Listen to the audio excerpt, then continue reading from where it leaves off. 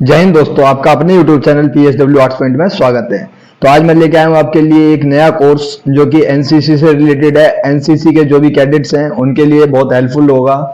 इस कोर्स में हम एनसीसी का पूरा कोर्स जो है पूरा इसमें एक्सप्लेन करेंगे और इसकी कंटिन्यूसली वीडियोस आती रहेंगी आपके पास। ओके, तो एनसीसी जो है 13 लाख कैडेट्स हमारे को देखने को मिलते हैं पूरे इंडिया में। और इसके आपको पता है ABC 3 एग्जाम होते हैं। ए सर्टिफिकेट का एग्जाम होता है, बी सर्टिफिकेट का और सी सर्टिफिकेट का। तो तीनों के लिए ये बहुत हेल्पफुल वीडियो होगी। और एग्जाम के प्रोस्पेक्टिव से देखें कि एग्जाम में आपको इसके अलावा कोई और चीज देखने की जरूरत नहीं पड़ेगी। आप बुक जो हैगी, मैंने बुक का भी इसके अंदर पूरा सपोर्ट लिया है और साथ ही साथ जो भी कहीं से और डिटेल हो सकती है, चाहे वो नेट से हो चाहे कहीं से, वो सारी इसके अंदर आपको कंबाइंड मिलेगी। ओके, तो ये जो पहली वीडियो है एनसीसी से रिलेटेड, इसके अंदर हम डिस्कस करेंगे कि एनसीसी का हिस्टोरिकल बैकग्राउंड क्या है, कैसे शुरुआत हुई थी, क्या नाम था इसका पहले और किस नाम से आज के टाइम पे जानते हैं, को क्या मोटो है इसका, ये सारी चीजों को हम डिस्कस करेंगे।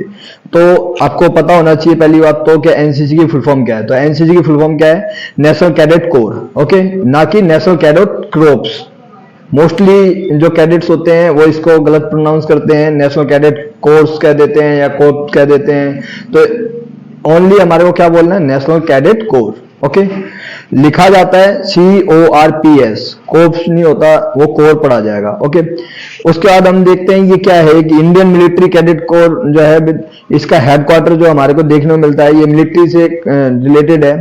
अब हमारे को इसका जो हेडक्वार्टर देखने को मिलता है वो न्यू दिल्ली में देखने को मिलता है, जो आज के टाइम पे अगर देखें प्रेजेंट टाइम में वो हमारा रोहिणी के अंदर हैगा, जो एनसीसी का हेडक्वार्टर है ऑल ओवर इंडिया का। ओके, ना कि सिर्फ दिल्ली का। It is a voluntary organisation. इसमें वॉलंटियर तैयार किए जाते हैं, रिक्रूट किए जाते हैं जो कैडेट्स होते हैं, जिसमें कि हाई स्कूल के कैडेट्स होते हैं। इसके अलावा हम देखें तो कॉलेज स्टूडेंट्स होते हैं जो देखने को हमारे को मिलते हैं यूनिवर्सिटीज लेवल पर। कॉलेज में बी और सी सर्टिफिकेट मोस्टली कैडेट्स करते हैं और जो ए सर्टिफिकेट होता है वो स्कूल के बिहाफ पर किया जाता है, स्कूल में एक स्टूडेंट के तौर पर वो किया जाता है।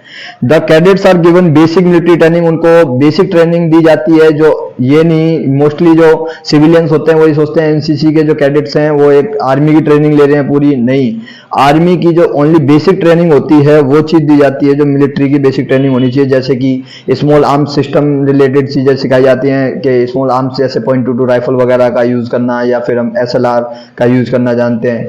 किस तरीके से वेपन की ट्रेनिंग दी जाती है, वो नॉर्मल जो एक होनी चाहिए बेसिक ट्रेनिंग, वो चीज इसमें प्रोवाइड कराई जाती है।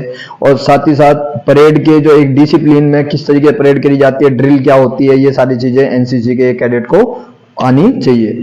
उसके बाद the officers and cadets have no liability for active military service. इसमें कोई लायबिलिटी नहीं होती कि हाँ, अगर मोस्टली जो कैडेट्स हैं या सिविलियंस ये सोचते हैं कि हाँ इसके बाद में आर्मी में इजीली लग जाता है, ऐसा नहीं है। बस ये होता है इसके अंदर कि अगर कोई कैडेट अपनी कंप्लीट कर लेता पूरा कोर्स तो उसके बाद में प्रेफरेंस उसे ज्यादा दी जाएगी बाकी नॉर्मल कैंडिडेट के मुकाबले। जैसे SSB की बात करें जो सर्विस सिलेक्शन बोर्ड है, उसमें एनसीसी के लिए अलग से एंट्री निकलती है। ओके, उसमें हम अलग से जा सकते हैं SSB इंटरव्यू के लिए, उनका रिटर्न जो है माफ होता है। और इसके अलावा हम देखें अगर सी सर्टिफिकेट है तो इसके अलावा अगर हम खुली भर्ती की बात करें जो ओपन रैली सिस्टम है आर्मी के अंदर, उसमें भी कुछ मार्क्स की छूट दी जाती है। ओके, अगर कोई वो डिपेंड करता है किसके आधार पर दी जाती है कि ओवरऑल कैंडिडेट जो भी है उसने क्या क्या कर रखा है, उसका जो अचीवमेंट्स रही है एनसीसी के अंदर, उसके बेस पर उसको कुछ रिलैक्सेशन दिया जाता है। जो डिफरेंट टाइप जॉब्स हैं, जैसे सिक्योरिटी की जॉब हो, जैसे रिलायंस कंपनी है, प्राइवेट कंपनी, वो भी बहुत अच्छी अचीवमेंट के आधार पर बहुत अच्छी तरीके से अपॉर्चुनिटीज प्रोवाइड कराती हैं कैडेट्स को। ओके, उसके बाद में हम देखें तो हिस्टोरिकल बैकग्राउंड क्या है एनसीसी का। तो सबसे पहली बात, ये एक ट्राई सर्विस ऑर्गेनाइजेशन है जिसमें नेवी, आर्मी और एयरफोर्स तीनों ट्राई सर्विसेज को शामिल किया गया है एनसीसी के अंडर। ओके, इसमें आर्मी, नेवी और एयरफोर्स तीनों इंगेज होती हैं। और यूथ को किस तरीके ग्रूम करना है उस पर जोर दिया जाता है। कंट्री के लिए एक यूथ को प्रिपेयर करना है आगे के लिए कि फ्यूचर में वो यूथ जो हमारा आगे रिप्रेजेंट करेगा कंट्री को, आगे पूरी तरीके से हमारा जो भविष्य है वो अच्छे यूथ के हाथों में हो, इसका मेन काम ये होता है। ओके, एक डिसिप्लिन मेंटेन करना कैडेट्स के अंदर, पैट्रियोटिक एक सिटीजन तैयार करना आगे के लिए। ओके, तो इंडियन डिफेंस एक्ट आया था 1917 में, उसके तहत यूनिवर्सिटी कोर का गठन हुआ था। किस ऑब्जेक्ट के साथ, कि make up the shortage of the army, के आर्मी में अगर शॉर्टेज पड़ेगी तो सेकंड लाइन ऑफ डिफेंस के तौर पर जो है ये काम करेंगे। एनसीसी के कैडेट जो है, इंडियन डिफेंस एक्ट 1917 के तहत ये चीज करी गई थी। ओके, उसके बाद यूनिवर्सिटी कोर कहते थे उस समय से, उसके बाद इसका नाम बदल के कर दिया गया university training core, UTC, university training core. जो यूटीसी था, officers and cadet dress like the army, army की तरह उनको ड्रेस प्रोवाइड कराई गई थी ताकि ज्यादा से ज्यादा जो यूथ है वो अट्रैक्ट हो और इसके लिए ज्यादा से ज्यादा पार्टिसिपेट करने की सोचे, कंट्रीब्यूट करे कंट्री के लिए। ओके, फिर 1942 में इसका नाम रिप्लेस करा गया किस नाम के साथ में, university officer training corps. Okay, UOTC, university officer training corps, इससे इसको रिप्लेस करा 1942 में।